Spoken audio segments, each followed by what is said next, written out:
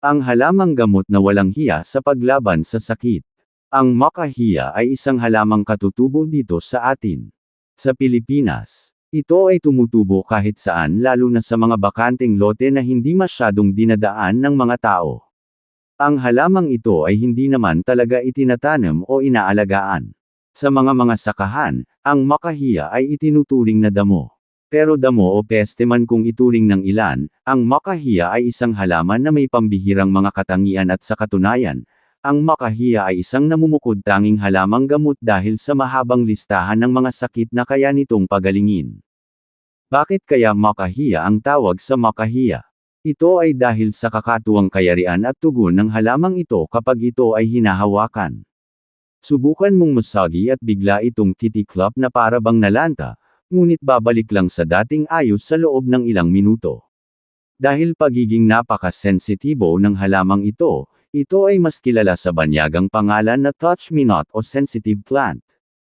Tulad ng nasabi na, ang makahiya ay isang epektibong halamang gamot dahil ito ay diuretic o pampaihi at anti-asthma. Ginagamit ito ng mga taong hindi makaihi at ng mga pasyenteng may sakit may kinalaman sa dugo. Pag-usapan natin ang mga pakinabang ng makahiya. Bilang halamang gamot. Makahiya bilang halamang gamot sa sugat. Ang makahiya ay matagal nang ginagamit bilang gamot sa sugat.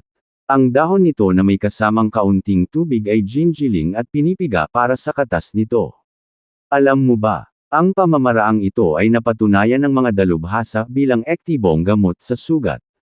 Nakita ng mga doktor na ang paggamit ng ointment na gawa sa makahiya extract ay epektibong nakapagpapabilas ng paggaling ng sugat kamandag ng ahas at ang makahiya.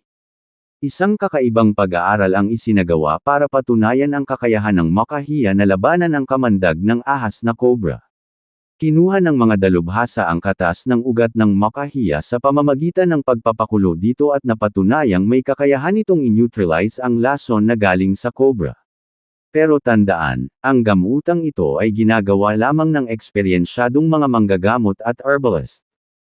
Ulcer. Ang makahiya ay halamang gamot para sa isa pa sa mga pag-aaral na isinagawa sa makahiya ay ang posibleng gamit nito sa pagpapagaling sa sakit na ulcer. Ang pagsasaliksik ay isinagawa sa mga daga na may ulcer. Nakita ng mga dalubhasa na ang katas ng halamang gamot na makahiya ay epektibo para mabawasan at tuluyang magamot ang ulcer. Ang makahiya ay gamot sa pagtatae. Ang makahiya ay epektibong halamang gamot sa pagtatae. Napatunayan sa isang pagsasaliksik na angga katas ng makahiya na kinuha sa pamamagitan ng paghalo dito sa ethanol at langis ng castor ay epektibong lunas laban sa pagtatae ng mga dagang albino. Ang makahiya at pamamaga. Napatunayan sa isang pag-aaral na ang makahiya ay mabisang panlaban sa pamamaga.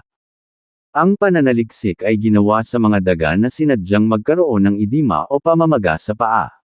Ang resulta ay malinaw na nagsasabing ang halamang gamot na ito ay epektibong gamitin laban sa pamamaga.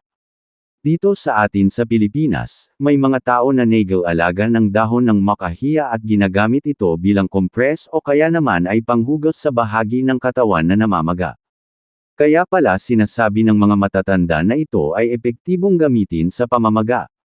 Makahiya. Bilang gamot sa diabetes, ang kakayahan ng makahiya na gamutin ang diabetes ay napatunayan sa ilang magkakaibang mga pananaliksik.